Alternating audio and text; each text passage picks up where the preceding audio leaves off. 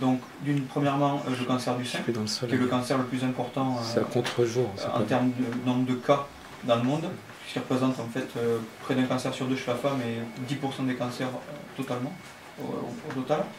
Ensuite, sur le mélanome, donc le cancer de la peau, là on s'est spécialisé sur des cancers qui sont de phase 3 et 4, donc pour lesquels il n'y a aucune thérapie.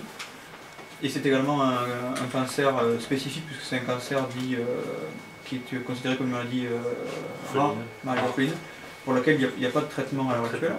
Et l'autre intérêt, c'est que le développement de médicaments pour ces maladies-là est facilité d'un point de vue institutionnel en fait. Étant donné qu'il n'y a pas de traitement à l'heure actuelle, la FSAPS ou les MEA facilitent en fait les démarches pour pouvoir avoir le plus tôt possible un médicament efficace sur ces cancers-là. Et vous remboursent une partie aussi des frais de développement parce que vous avez choisi en fait une maladie rare. Donc, exactement. Étroitement. Étroitement, voilà, exactement. Et c'est exactement le même cas pour la leucémie myéloïde aiguë, pour laquelle il n'y a pas de traitement efficace à l'heure actuelle. Donc là aussi, c'est un intérêt de pouvoir travailler sur cette thérapie-là, parce que le développement de médicaments sera plus facile, plus aisé, et également parce que pour le patient, parce qu'il n'y a aucun traitement à l'heure actuelle. D'où la complémentarité de l'industrie pharma avec l'industrie biotech, parce que finalement, nous on est obligé de se positionner et d'avoir une stratégie de niche, de choisir aussi des indications qui sont complètement délaissées par l'industrie pharmaceutique parce que c'est pas rentable, hein. Les maladies rares, donc bien souvent l'indice est faible par rapport à un autre cancer tel que le cancer du sein. Donc quelque part, nous la stratégie c'est de se spécialiser très rapidement sur des maladies orphelines, donc des cancers pour lesquels il n'existe aucun traitement efficace.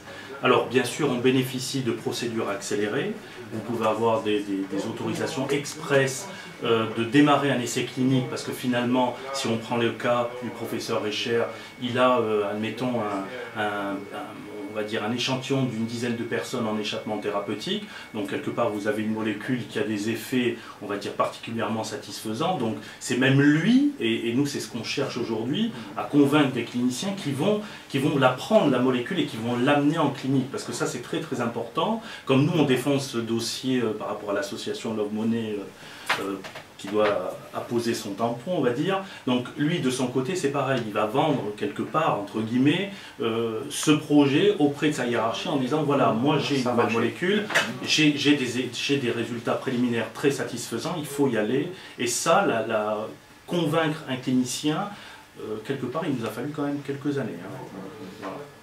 Voilà. Pour finir sur le traitement, le gros intérêt de cette molécule, c'est qu'une molécule naturelle.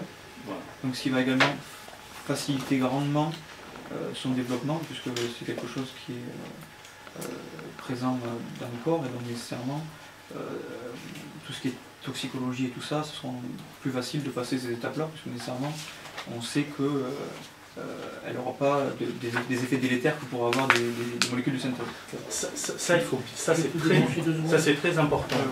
Oui, c'est très important ce que dit Michael, parce qu'aujourd'hui, au niveau biotech, vous avez des produits tels que les protéines recombinantes, etc. On va dire des produits quand même compliqués, qui ne sont pas des molécules naturelles présentes chez les mammifères, et l'homme est quand même le premier des mammifères intéressants, on va dire. Donc quelque part, on s'est posé cette question-là, on a consulté des entreprises pharmaceutiques qui sont un peu positionnées sur les molécules naturelles. Alors du fait que cette molécule, cette dendrogénine A, on l'est tous dans le corps, ça suppose que s'il y a une carence de cette fameuse dendrogénine A, quelque part, le problème il est là. Et finalement, si on a un taux de dendrogénine intéressant dans le corps, on est peut-être en bonne santé. C'est pour ça que nous, on considère aussi notre molécule comme un candidat médicament, mais également comme un biomarqueur de bonne santé. Voilà. Exactement. Et vous verrez que notre biomarqueur, la F300 comme on le nomme, a priori, cette molécule-là, si on l'a dans le corps à un taux particulièrement important, ben ça signifierait que quelque part on a quelques soucis à se faire. Voilà. Donc ça c'est pour expliquer les choses simplement. Alors ça veut dire que certains spécialistes des molécules naturelles nous ont dit, a priori votre étude de tox réglementaire, écoutez, si vous l'avez dans votre corps, Le seul truc, c'est qu'il ne faut pas que le taux dépasse une certaine limite. Et aujourd'hui, c'est ça finalement qu'il faut aussi déceler, d'où les études de tox réglementaires, où vous allez monter, comme ils disent, en dose, hein, et là vous allez multiplier par 1000, par 2000, finalement la quantité de produits qu'on injectera chez l'homme.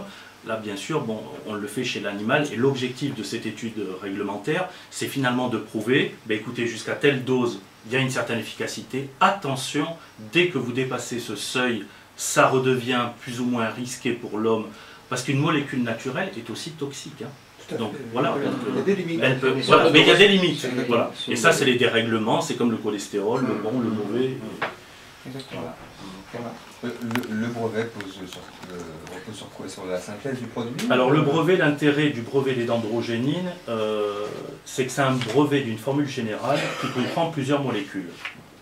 Aujourd'hui, l'industrie pharmaceutique me pose les questions suivantes, me titille en me disant « Votre brevet a été déposé en 2003, donc quelque part 20 ans de protection, donc en 2023, Monsieur Sylvant, votre molécule elle tombe dans le domaine public, et finalement, là, le temps de faire vos essais cliniques, là je me fais l'avocat du diable, hein, parce que ça, vous étiez peut-être susceptible de me poser ce genre de questions embarrassantes, mais bon, monsieur le fait, donc c'est très bien. Et quelque part, je réponds à ces gens de la Big Pharma en disant, bah, écoutez, le professeur Recher, spécialiste en leucémie, on développe un programme aujourd'hui pour tester notre molécule, qui est protégée, sur l'indication leucémie myéloïde aiguë. Très bien. Dès qu'on va avoir les résultats cliniques sur l'homme, on va déposer ce que l'on appelle un brevet d'application de la dendrogénine sur l'indication mélanome, leucémie myéloïde aiguë. Et là, nous aurons un brevet d'application. Mais c'est pour 20 ans. Et voilà.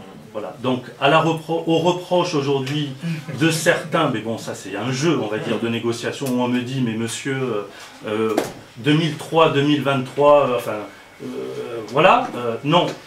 Et à tout moment, et on peut choisir aussi la fin du premier brevet qui protège les dendrogénines, c'est-à-dire l'année 2022, pour déposer un brevet d'application sur tous les types de cancers. Et c'est pour ça que ma stratégie, ça a été de choisir, plutôt que d'aller très vite à la pêche au fond des premières années, parce qu'on n'avait pas assez de preuves de concept, c'est en fait de démultiplier et d'obtenir au moins 2 cancers. Aujourd'hui, j'en ai 3.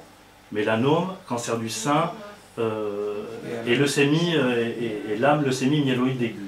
Et ça, c'est très intéressant. Alors ça, c'est la première chose, déposer des brevets d'application pour rajouter 20 ans en protection. Et deuxième chose, c'est que lorsque vous avez une preuve de concept, un brevet d'application, et vous prouvez l'efficacité de votre molécule sur une maladie rare,